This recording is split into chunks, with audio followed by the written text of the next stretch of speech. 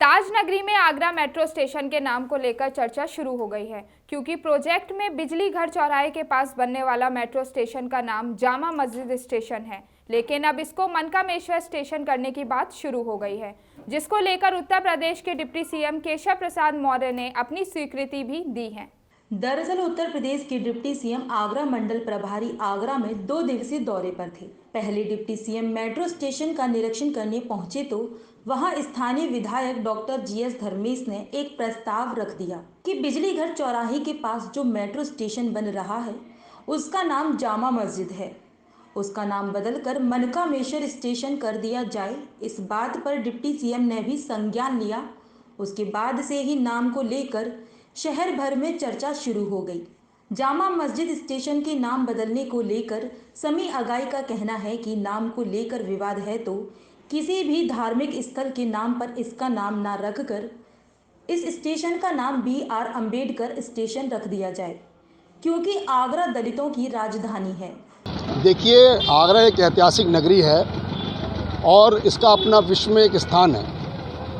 आगरा में metro station का काम प्रगति पर है और हमारे उत्तर प्रदेश के उप मुख्यमंत्री माननीय केशव प्रसाद मौर्य जी आगरा के प्रभारी मंत्री भी हैं और उन्होंने कल मेट्रो का स्थलीय निरीक्षण भी किया, जिसमें हमारे छावनी क्षेत्र के विधायक महोदय ने उनके सामने एक स्टेशन का नाम जो पूर्व में एक धार्मिक स्थल के नाम पर था उसके स्थान पर किसी दूसरे धार्मिक स्थल का नाम प्रस्तावित किया, जिसको उन्होंने मेट्रो के अधिकारियों को आदेशित भी किया है। मेरा इसमें मानना यह है, जब मैं समझता हूँ कि आगरा दलितों की राजधानी है और जहाँ पर स्टेशन प्रस्तावित है उसके सामने ही अम्बेडकर पार्क भी है, साथ ही साथ आगरा रेड फोर्ट किला भी है, तो अगर कोई अच्छा संदेश देना चाहते हैं तो बजाय धार्मिक स्थलों के स्थान पर डॉक्टर BR अम्बेडकर के नाम पर अगर उसका doctor BR Ambedkar metro station नाम रखा जाए वो ज़्यादा उचित होगा मेरी समझ में। और हम एक दलित समाज, क्योंकि आगरा की राजधानी है दलित समुदाय की, तो एक हम अच्छा संदेश दे पाएंगे और सभी धर्मों के लोग इसका स्वागत करेंगे, मुझे ऐसी आशा है। मनकामेश्वर नाथ मंदिर के महंत योगेश पुरी का कहना है कि स्टेशन का नाम मनकामेश्वर नाथ के नाम पर रखे जाने के प्रस्ताव का स्वागत है और आगरा शिव की नगरी है। आगरा के चारों कानों पर शिवजी विराजमान हैं और इस बीच में मनकामेश्वर नाथ तो स्टेशन का नाम मनकामेश्वर स्टेशन रखा जाना उचित है और इसमें राजनीति ना हो।